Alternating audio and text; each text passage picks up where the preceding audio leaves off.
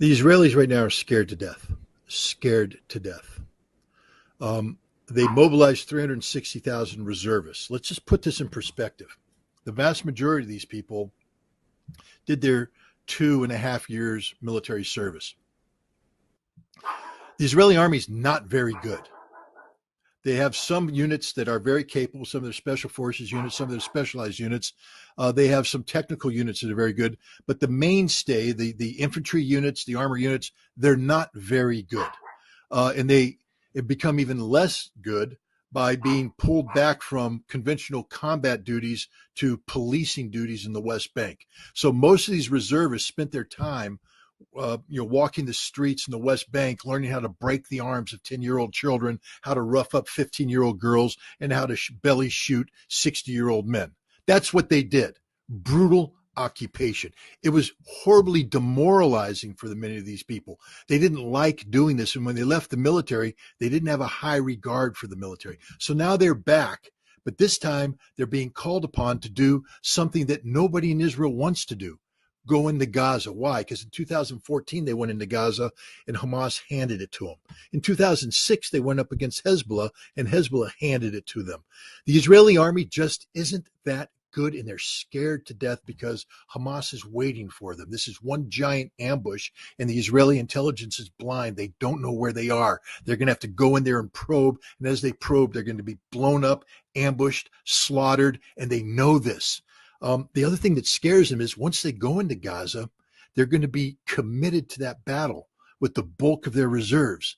And if at that time Hezbollah decides to open up a northern front, Israel's got nothing left. And even if they had something left, they can't beat Hezbollah. They can't beat Hezbollah. They know it. They've exercised it. Last year, Chariots of Fire. This year, Firm Hand. Those are the names of two major exercises where Israel tested its ability to fight a conflict against the Palestinians and Hamas in the West Bank and Hezbollah up north, and they can't do it. They don't have the resources to do it. Now you throw in Iran, and they're definitely screwed. So America is stepping in saying, hey, we're going to flex our muscle in an effort to deter Hezbollah and Iran from striking. It's not working. 2 aircraft carrier battle groups and an amphibious ready group with 2,000 Marines does not a war win. And we don't have anything behind that. We got nothing.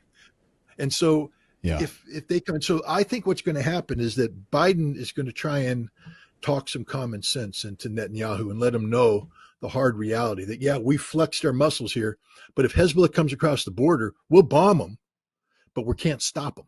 It's up to you. And if you can't stop them, you're screwed. And so you might want to think about coming up with a different solution than the one you're picking right now, a full-faced invasion. There's a lot of things go behind the scenes. The Israelis aren't as good as everybody thinks they are. They're very scared. Netanyahu's very weak. Remember how weak he was moving into this before the Hamas invasion. He was getting ready to collapse because of what he was doing with the judiciary and the reform, the rewriting of basic law. Hundreds of thousands of Israelis were in the streets. It's gotten worse for him because everybody's blaming. He was Mr. Security. I will protect you. I am the man. And look what happened. Nobody trusts him. There's a lot of Israeli talk going on, a lot of hot air coming out of the mouthpieces of Netanyahu's minions. None of it's backed up by reality. And the fact is, Israel's extraordinarily weak, extraordinarily exposed, extraordinarily scared, and America doesn't have a solution for them. And I guess is the template to look at what would happen to Israel, just look at Ukraine? It would be worse than that because Ukrainians right now don't have a place to run to.